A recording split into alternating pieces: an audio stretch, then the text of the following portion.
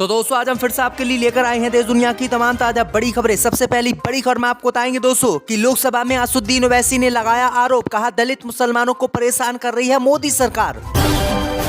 ज्ञानवापी मस्जिद के परिसर में पूजा का अधिकार देने पर भड़के जामिया उलमाए चीफ मदनी बोले, कानून की किताबों में लगा दो आग, हमें अदालतों पर नहीं भरोसा।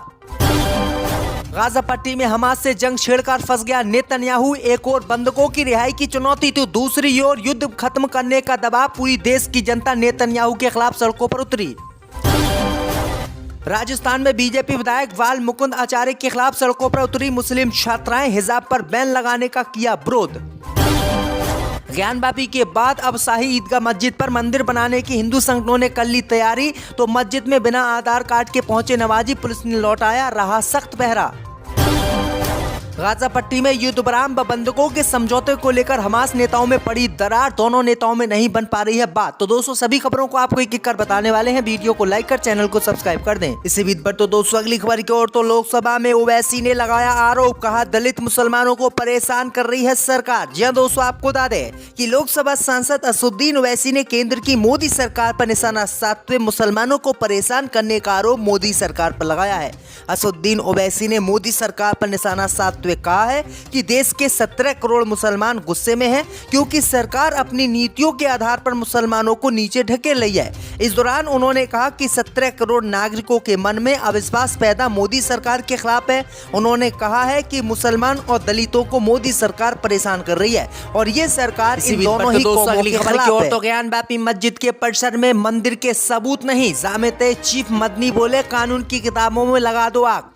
दोस्तों आपको बता दें कि एक तरफ ज्ञानवापी मस्जिद के तहखाने में वाराणसी की जिला अदालत ने पूजा करने का अधिकार दिया, तो इसी मामले को लेकर मौलाना अरशद मदनी ने मोदी सरकार पर निशाना साधते कानून की किताबों को आग लगाने की बात कही। मौलाना अरशद मदनी ने कहा कि अगर वहां मंदिर होता तो जिस तहखाने में मूर्ति लाकर रखी गई है और जिस मूर्ति पर रात में पूजा की गई है, ये मूर्ति नहीं लाई जाती, बाहर से यहाँ शुरू से ही कोई मूर्ति रखी होती, लेकिन यहाँ शुरू से कोई मूर्ति नहीं थी, फिर ये कैसे कहा जा सकता है कि यहाँ शुरू से मंदिर था और उसके स्थान पर मस्जिद बनाई गई है। ज्ञानवापी मामले पर बात करते हुए मौलाना अरशद मदनी ने कहा कि ऐसे फैसले से देश में आपसी दूरी पैदा करने की कोशिश की जा रही है। उन्होंने कहा कि कानून की किताबों को आग लगा दो, अगर यही चलता रहा तो किसी भी धर्म को फैसला नहीं मिलेगा। इसी बीच पर तो दोस्तों अगली खबर की ओर, तो गाजा पट्टी में जंग छेड़कर फंस गया नेतन्याहू, एक और बंधकों की रिहाई की चुनौती तो दूसरी ओर युद्ध खत्म करने का दबाव। दोस्तों आपको बता दें कि गाजा पट्टी में इजराइल और हमास के बीच 4 महीने का युद्ध पूरा हो गया है और इस युद्ध में अब इजराइल की प्रधानमंत्री नेतन्याहू फंस गए हैं। दरअसल आपको बता दें कि उनकी सरकार की विफलता को लेकर लगातार सड़कों पर यहूदी उतर आए हैं और यहूदी नेतन्याहू से प्रधानमंत्री पद का इस्तीफा देने की मांग कर रहे हैं। अब खबर सामने निकल कर आई दोस्तों की एक और तो बंधकों की रिहाई की चुनौती नेतन्याहू के सामने है और दूसरी ओर पूरी दुनिया युद्ध रोकने का दबाव इजराइल पर बना रही है। जो देश अब तक इजराइल का साथ दे रहे थे, ब्रिटेन, अमेरिका, अब उन्होंने सीधे तौर पर इजराइल के खिलाफ आर्डर दे दिया है, जो इजराइल के लिए बड़ा झटका माना जा रहा है। पर तो दोस्तों अगली खबर की ओर, तो ज्ञानवापी मस्जिद के बाद अब शाही ईदगाह मस्जिद पर भी मचा बवाल, बिना आधार कार्ड के पहुंचे नमाजी तो पुलिस ने नहीं पढ़ने दी नमाज, लौटाया। दोस्तों आपको बता दें कि ज्ञानवापी मस्जिद के बाद अब शाही ईदगाह मस्जिद पर भी पुलिस ने पहरा बढ़ा लिया है। खबर सामने निकल कर आई दोस्तों कि शाही ईदगाह मस्जिद को भी हिंदूवादी संगठनों ने मंदिर बताया है और इसको भी तोड़कर मंदिर बनाने की बात कही है। वहीं आपको बता दें कि इसी मामले को लेकर पुलिस सतर्क रही और कल जुमे की नमाज पढ़ने के दौरान नमाजी जो शाही ईदगाह मस्जिद में बिना आधार कार्ड के पहुंचे थे, उनको पुलिस ने नमाज शाही ईदगाह मस्जिद में नहीं पढ़ने दी और उन सभी नमाजियों को वापस लौटा दिया। तो ये बड़ी अपडेट आई दोस्तों कि बाबरी मस्जिद, उसके बाद ज्ञानवापी मस्जिद और अब शाही ईदगाह मस्जिद पर विवाद छिड़ गया है। इसी बीच पर तो दोस्तों अगली खबर की ओर, तो अमेरिकी हमलों के बाद भी शांत नहीं हुए हूती विद्रोही, लाल सागर में किया जवाबी हमला। दोस्तों आपको बता दें कि ईरान समर्थित हूती विद्रोहियों ने लाल सागर से गुजरने वाले जहाजों पर गोलाबारी कर रहे थे। संयुक्त राज्य अमेरिका की चेतावनी के बावजूद भी यमन में तैनात हूती विद्रोहियों ने अपने हमले की संख्या बढ़ा दी।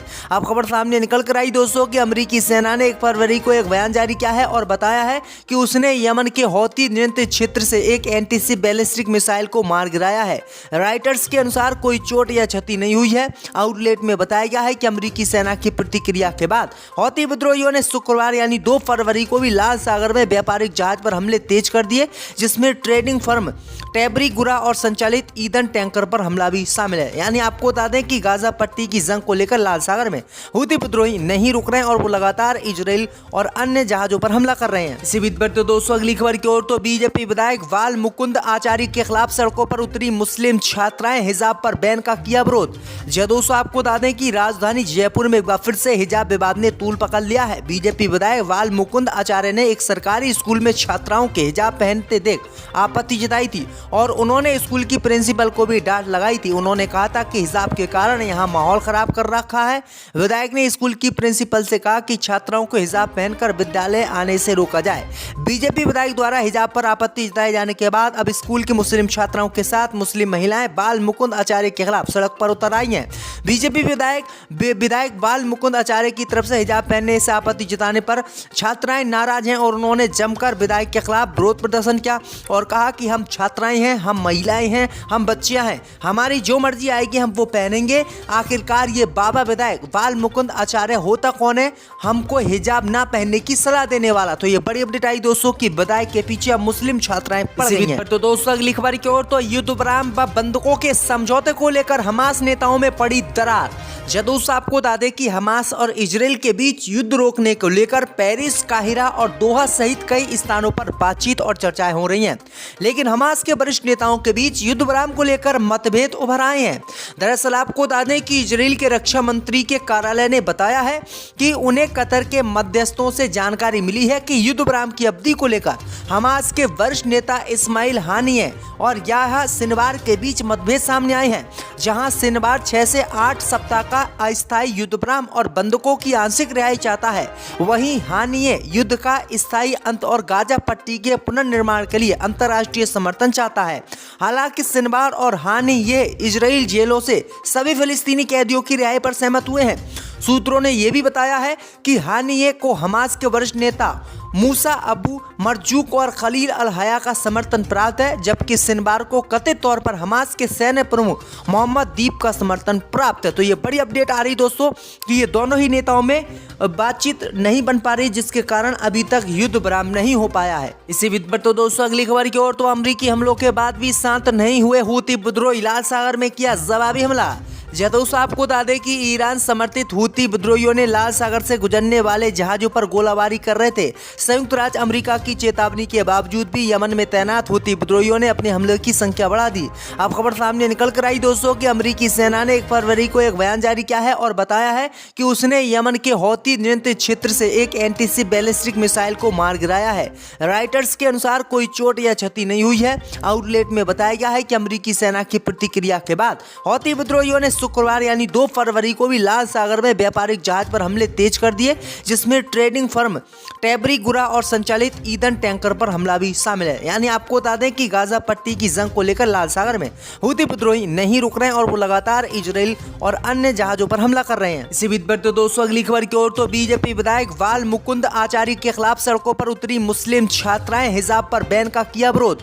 दोस्तों आपको बता दें कि राजधानी जयपुर में एक बार फिर से हिजाब विवाद ने तूल पकड़ लिया है। बीजेपी विधायक बाल मुकुंद आचार्य ने एक सरकारी स्कूल में छात्राओं के हिजाब पहनते देख आपत्ति जताई थी और उन्होंने स्कूल की प्रिंसिपल को भी डांट लगाई थी। उन्होंने कहा था कि हिजाब के कारण यहाँ माहौल खराब कर रखा है। विधायक ने स्कूल की प्रिंसिपल से कहा कि छात्राओं को हिजाब पहनकर विद्यालय आने से रोका जाए।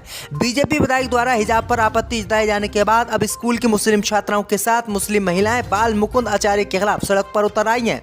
बीजेपी विधायक बाल मुकुंद आचार्य की तरफ से हिजाब पहनने से आपत्ति जताने पर छात्राएं नाराज हैं और उन्होंने जमकर विधायक के खिलाफ विरोध प्रदर्शन किया और कहा कि हम छात्राएं हैं, हम महिलाएं हैं, हम बच्चियां हैं, हमारी जो मर्जी आएगी हम वो पहनेंगे। आखिरकार ये बाबा विधायक बाल मुकुंद आचार्य होता कौन है हमको हिजाब ना पहनने की सलाह देने वाला? तो ये बड़ी अपडेट आई दोस्तों कि विधायक के पीछे अब मुस्लिम छात्राएं पड़ गई हैं। तो दोस्तों अगली खबर की ओर, तो युद्ध विराम व बंधकों के समझौते को लेकर हमास नेताओं में पड़ी दरार। दोस्तों आपको बता दें कि हमास और इजराइल के बीच युद्ध रोकने को लेकर पेरिस, काहिरा और दोहा सहित कई स्थानों पर बातचीत और चर्चाएं हो रही हैं, लेकिन हमास के वरिष्ठ नेताओं के बीच युद्ध विराम को लेकर मतभेद उभर आए हैं। दरअसल आपको बता दें कि इजराइल के रक्षा मंत्री के कार्यालय ने बताया है कि उन्हें कतर के मध्यस्थों से जानकारी मिली है कि युद्ध विराम की अवधि को लेकर हमास के वरिष्ठ नेता इस्माइल हानिये और याह्या सिनवार के बीच मतभेद सामने आए हैं। जहां सिनवार 6 से 8 सप्ताह का अस्थायी युद्ध विराम और बंधकों की आंशिक रिहाई चाहता है, वहीं हानिये युद्ध का स्थायी अंत और गाजा पट्टी के पुनर्निर्माण के लिए अंतर्राष्ट्रीय समर्थन चाहता है। हालांकि सिनवार और हानिये इजराइल जेलों से सभी फिलिस्तीनी कैदियों की रिहाई पर सहमत हुए हैं। सूत्रों ने यह भी बताया है कि हानिये को हमास के वरिष्ठ नेता मूसा अबू मरजूक और खलील अल हया का समर्थन प्राप्त है, जबकि सिनवार को कथित तौर पर हमास के सैन्य प्रमुख मोहम्मद दीप का समर्थन प्राप्त है। तो ये बड़ी अपडेट आ रही दोस्तों कि ये दोनों ही नेताओं में बातचीत नहीं बन पा रही, जिसके कारण अभी तक युद्ध विराम नहीं हो पाया है।